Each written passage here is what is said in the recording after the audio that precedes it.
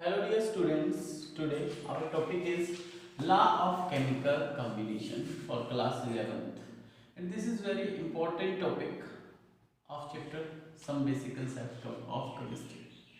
अब इसके अंदर क्या है केमिकल कॉम्बिनेशंस मींस क्या होगा कॉम्बिनेशन होगा किसका कॉम्बिनेशन होगा आपके एलिमेंट भी हो सकते हैं एलिमेंट का भी हो सकता है मॉलिक्यूल का भी हो सकता है अब ये जो एलिमेंट और मॉलिक्यूल क्या करेंगे आपस में कंबाइन करेंगे और ये कंबाइन करके क्या बनाएंगे कंपाउंड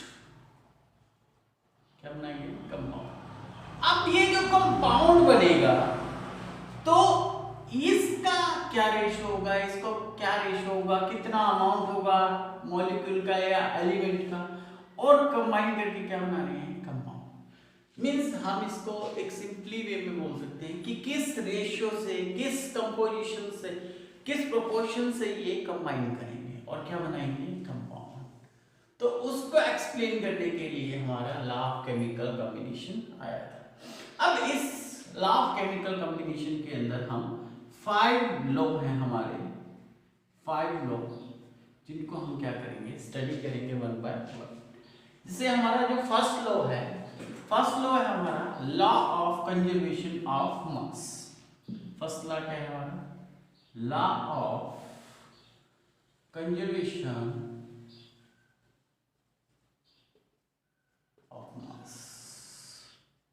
आई थिंक आप इस लॉ को पहले भी पढ़ चुके हैं 10th क्लास में, बड़ा इजी सा लॉ है। ये क्या है conservation. Conservation means conserve means constant, mass means mass.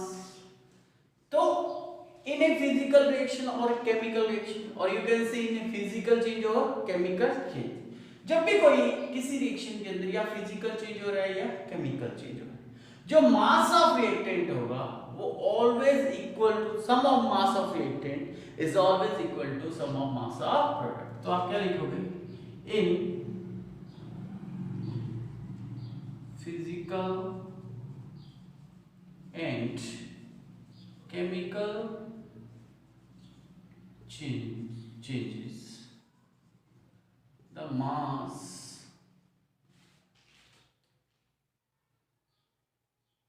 the sum of masses of reactant is always equal to sum of masses of product, sum of masses of product। तो किसी भी ये चाहे वो फिजिकल मींस जिसकी identity change नहीं हो रही है during a reaction, chemical changes means जिसके अंदर आइडेंटिटी जो रिएक्टेंट की है जब रिएक्शन होगी तो आइडेंटिटी क्या हो जाएगी चेंज हो जाएगी। लाइक एक एग्जांपल ले लेते हैं फिजिकल और केमिकल। Like water. वाटर क्या है मैंने क्या ले लिया ये लिक्विड, मैंने इसको किसमें चेंज कर दिया H2O सॉलिड। अब इसके अंदर क्या है इसकी स्टेट क्या है लिक्विड और इसके अंदर क्या है इसकी स्टेट सॉलिड, लेकिन इसके अंदर भी मास इसका क्या है 18 ग्राम और इसके अंदर भी क्या है 18 U लिख लो, इसके अंदर भी 18 U है इसके अंदर भी 18। तो यहाँ पे जो mass sum of masses of reactant is equal to sum of masses of product. ये क्या हो गया फिजिकल चेंज हो गया। अब ऐसे ही एक रिएक्शन ले लेते हैं, सपोज दैट हमने रिएक्शन ले ली, बड़ी कॉमन सी रिएक्शन है C+O2 give rise to CO2। अब यहाँ पे क्या था ये पहले भी वाटर था अब भी क्या है वाटर, तो यहाँ पे आइडेंटिटी चेंज नहीं हुई थी तो कौन सा चेंज था फिजिकल चेंज।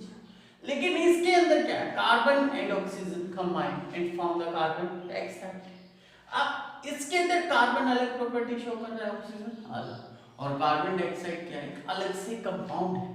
तो यहाँ पे जो आपके रिएक्टेंट है जब रिएक्शन हुई तो प्रोडक्ट की क्या हो गई है रिएक्टेंट की आइडेंटिटी क्या हो गई चेंज हो गई। इट मींस ये कौन सा चेंज है केमिकल चेंज। अब इस केमिकल चेंज के अंदर अब हम देखते हैं कि law of conservation of mass, जैसे इसमें हमने देखा 18U = 18U, means sum of masses of reactant is equal to sum of masses of product. अब सेम इस इक्वेशन के अंदर देखिए, इसका कार्बन का मास कितना होता है 12, ऑक्सीजन का होता है 16 to 32 is equal to 12 plus 32 कितना आएगा आपके पास 44 इज इक्वल टू ये कितना आ गया 12 plus 32 so 44 means sum of masses of reactant is equal to sum of masses of। तो आप ये बोल सकते हो कि in reaction mass can neither be created nor be destroyed, it can be changed one form to another। कि mass कभी भी कोई रिएक्शन हो कभी क्या होता है चेंज होता है, ना वो बनाया जा सकता ना वो डिस्ट्रॉय हो सकता एक रिएक्शन के ड्यूरिंग। तो आप ऐसे बता सकते हो लॉ ऑफ कंजर्वेशन ऑफ मास कि मास क्या होता है ड्यूरिंग ए रिएक्शन कंजर्व होता है। अब ये जो हमारा law of conservation of mass है इसकी एक लिमिटेशन थी, क्या लिमिटेशन थी, they are not applicable for the nuclear reactions. जितनी भी न्यूक्लियर रिएक्शन थी लाइक न्यूक्लियर फिजन की थी या फ्यूजन की थी उसके अंदर ये लॉ एप्लीकेबल नहीं था। क्यों नहीं था? क्योंकि उसके अंदर जो रिएक्टेंट का कुछ मास किसमें चेंज हो जाता था एनर्जी में चेंज हो जाता था, तो वहां पे mass of reactant is equal to mass of product नहीं होता था। तो ये क्या थी लिमिटेशन बोल सकते हो इसकी कि न्यूक्लियर रिएक्शन के लिए ये एप्लीकेबल नहीं था। तो इस टाइप से आप क्या बता सकते हो लॉ ऑफ कंजर्वेशन ऑफ मास। तो आगे क्या इसका एक दो न्यूमेरिकल भी देखिए। We have a numerical related with the law of conservation of mass. In this numerical, what way of NaCl is decomposed by 4.9 gram of sulfuric acid if 6 gram of sodium hydrogen sulfate and 1.825 gram of HCl are produced in same reaction। अभी बताना है हमने क्या किसका वे बताना है NaCl, क्योंकि question के अंदर देखिए what way of NaCl। First of all आप क्या लिखोगे रिएक्शन लिखोगे, क्योंकि रिएक्शन से ही हमने क्या करना है अपना न्यूमेरिकल स्टार्ट करना। अब न्यूमेरिकल के अंदर व्हाट वे ऑफ NaCl, पहले रिएक्शन लिखिए। NaCl को डिकम्पोज कौन कर रहा है H2SO4 and they give rise to sodium hydrogen sulphate plus HCl according to statement and आपको क्या करना है फाइंड आउट करना। 4.9 ग्राम आपको क्या दिया है H2SO4 का मास दिया वे दिया। सो if 6 ग्राम आपको दिया है sodium hydrogen sulphate and 1.825 gram ये आपको किसका दिया है HCl। अब according to law of conservation of mass, law of conservation of mass,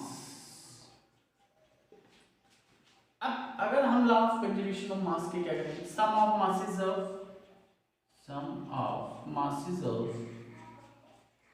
of reactant is equal to sum of masses of product। अब sum of masses of reactant क्या है x plus 4.9 is equal to 6 plus 1.825। अब x की value क्या है x is equal to ये plus करके ये तो क्या हो जाएगा माइनस, तो आपकी वैल्यू आ जाएगी 7.825 माइनस 4.9। तो ये x की वैल्यू आप निकाल दोगे, आपकी x की वैल्यू आ जाएगी यहाँ पे 4.9 माइनस करोगे 5 2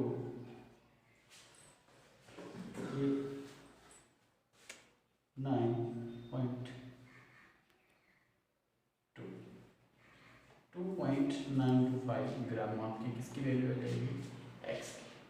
तो इस टाइप से आप क्या कर सकते हो, फाइंड आउट कर सकते हो क्या, एक रिएक्शन के अंदर अगर वो रिएक्शन किसका फॉलो कर रही है, लॉ ऑफ कंजर्वेशन ऑफ मास, तो आप ऐसे इसका मास फाइंड आउट कर सकते हो।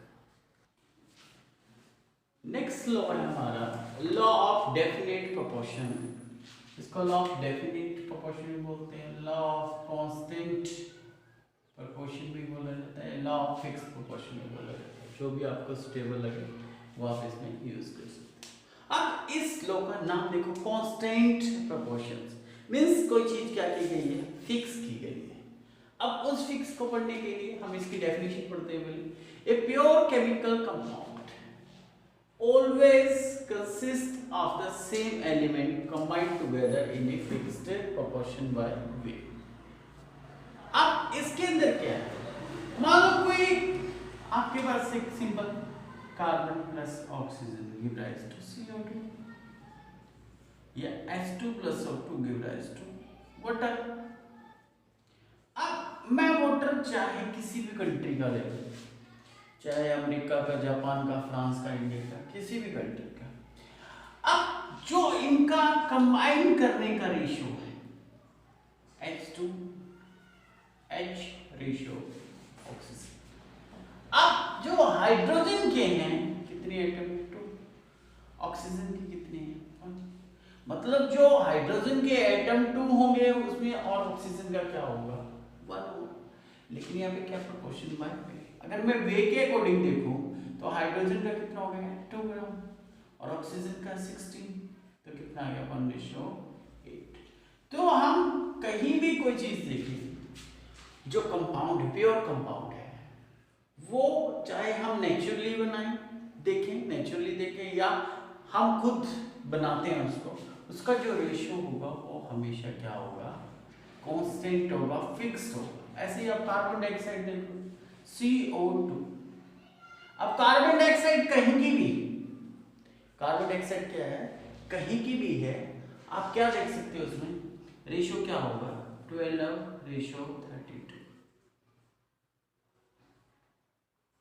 3:8, मतलब 3 जो 3 पोर्शन है उसका क्या है कार्बन और 8 क्या है उसमें ऑक्सीजन।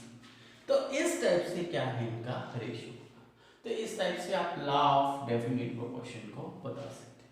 इसी के साथ एक इसकी लिमिटेशन भी आपने याद रखनी है। लिमिटेशन, इसकी क्या लिमिटेशन है, this law not applicable for the isotopes.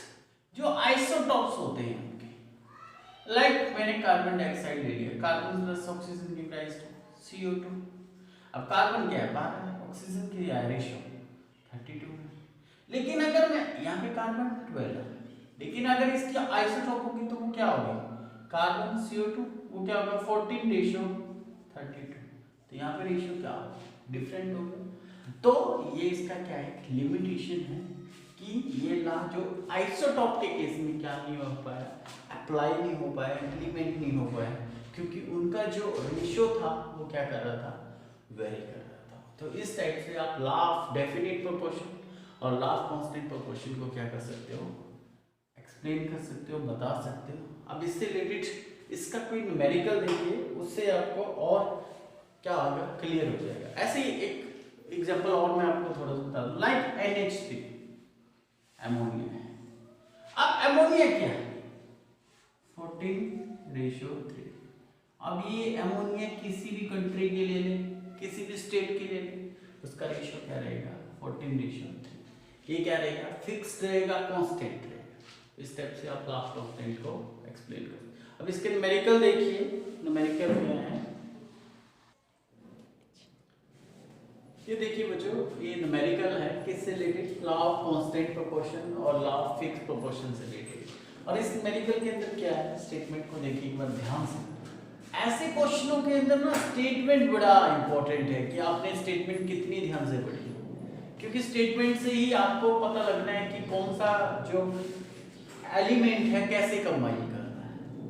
Secondly जो लॉ ऑफ कांस्टेंट प्रोपोर्शन है, इसके अंदर इसका सबसे बड़ा एक ट्रिक है कि आपको कैसा पता लगेगा कि ये लॉ ऑफ कांस्टेंट प्रोपोर्शन का न्यूमेरिकल है, क्योंकि इसके अंदर 2 एलिमेंट कंबाइन करेंगे। क्या करेंगे, 2 एलिमेंट कंबाइन, ठीक है। अब ये क्या है, अब देखिए इस क्वेश्चन के अंदर है the mass of copper oxide obtained, कि हमें मास ऑफ कॉपर ऑक्साइड मिलता है बाय हीटिंग, जब हम हीट करते हैं 2.16 gram of metallic copper with nitric acid के साथ रिएक्ट किया और हमें क्या मिल गया, क्योंकि नाइट्रिक एसिड है क्या है, ऑक्सीडाइजिंग एजेंट, तो वो क्या कर देगा, ऑक्सीडेशन कर देगा, क्या कर देगा, ऑक्सीडेशन कर देगा। And substituent ignition was found to be 2.7 gram in, तो हमें जो इसके अंदर कॉपर ऑक्साइड मिलता है वो कितना मिलता है, 2.7 ग्राम इन अदर एक्सपेरिमेंट। अब इस क्वेश्चन के अंदर दो एक्सपेरिमेंट करे गए हैं, हमने क्या प्रूव करना है कि दोनों का जो रेशियो है वो कांस्टेंट है, सेम है या नहीं। अब दूसरे एक्सपेरिमेंट में क्या किया, in other experiment 1.5 gram of copper oxide, 1.5 ग्राम क्या लिखी, कॉपर ऑक्साइड ऑन रिडक्शन, क्या की गई, reduction means removal of oxygen, yielded 0.9 gram of copper, और उसमें क्या मिला हमें, 0.9 ग्राम ऑफ कॉपर।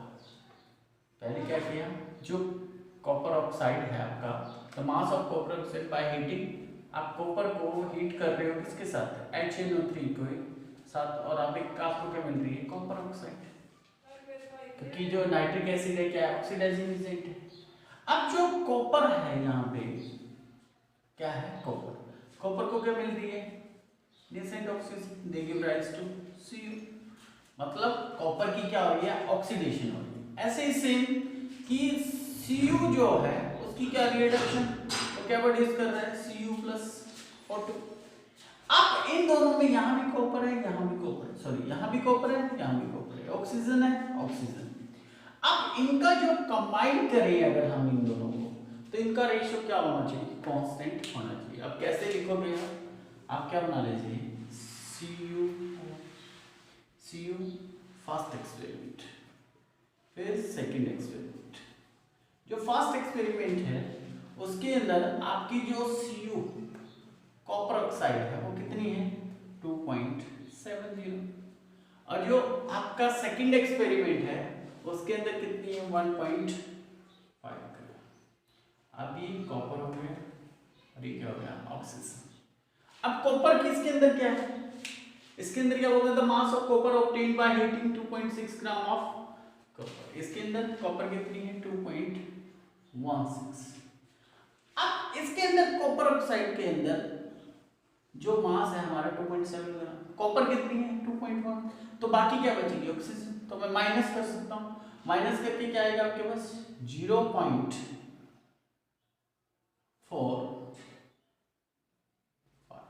आपके पास क्या आ गया, 0.54 ग्राम। ऐसे ही एक्सपेरिमेंट सेकंड के अंदर क्या है, एक्सपेरिमेंट सेकंड में क्या, 1.5 gram of copper oxide on reduction की गई, किसके साथ, रिडक्शन करने में क्या देता है, 0.9 ग्राम ऑफ कॉपर। अब ये भी क्या देता है, 0.92 ग्राम। बचा क्या, इसमें से ये माइनस कर देंगे तो क्या आ जाएगा, ऑक्सीजन। तो 1.5 में से 0.92 माइनस करोगे आप तो क्या आएगा, 850। ठीक है, 0.58, यहाँ पे क्या लिख दूँ, 0.58। आप इन दोनों का रेशियो देखते हैं, रेशियो चेक करते हैं, 2.16 रेशियो 0.5।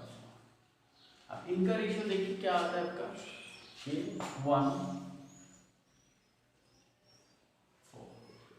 ये आपकी कॉपर है और ये क्या है, ऑक्सीजन। इनका रेशियो क्या आता है, 4:1। 4:1। अब सेकंड में देखिए, अब सेकंड के अंदर देखिए, सेकंड के अंदर क्या है हमारे पास, जो कॉपर है, कॉपर कितनी है, 0.92, यहाँ पे 0.58 हो, यहाँ पे 15 ग्राम है, एक आएगा, सॉरी 15, और जब 15 के इसमें से माइनस करेंगे तो ये आएगा आपका 0.23, तो 0.23। अभी इनका रेशियो लेंगे 4:1। तो ये क्या है, पहले एक्सपेरिमेंट में भी जो आपका कॉपर ऑक्साइड है कंपाउंड है, दोनों का रेशियो क्या है, फिक्स। तो इस टाइप से हम लोग बोल सकते हैं कि यहाँ भी 4:1 और यहाँ भी क्या है 4:1। तो this numerical follow the law of constant proportion. तो ऐसे आप इसके क्या कर सकते हो, न्यूमेरिकल को सॉल्व कर सकते हैं। Thank you.